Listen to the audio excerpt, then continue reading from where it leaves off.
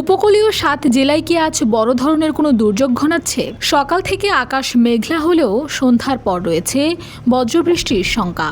সাধারণ বৃষ্টির পূর্বাভাস ভেবে ভুল করলে বড় বিপদে পড়তে পারেন, কারণ বঙ্গোপসাগর থেকে উড়ে আসা হাওয়া ইতিমধ্যেই রূপ বদলাতে শুরু করেছে।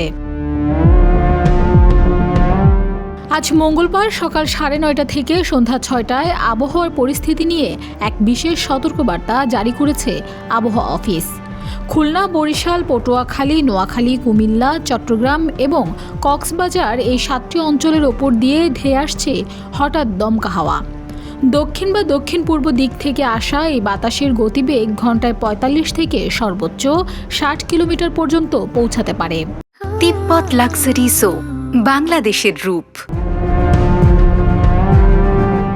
শুধু ঝড়ো হাওয়াই নয়, এর সঙ্গে যোগ হবে আকস্মিক বজ্রবৃষ্টি। নদীর উত্তাল ঢেউ আর ঝড়ো হাওয়ার গতি বিবেচনা করে ইতিমধ্যে সংশ্লিষ্ট এলাকার অভ্যন্তরীণ নদীবন্দরগুলোকে 1 নম্বর সতর্ক সংকেত দেখাতে বলা হয়েছে।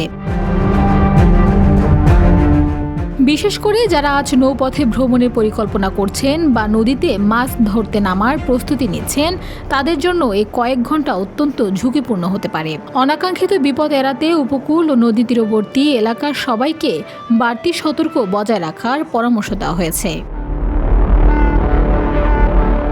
Desk report, Bangladesh bulletin.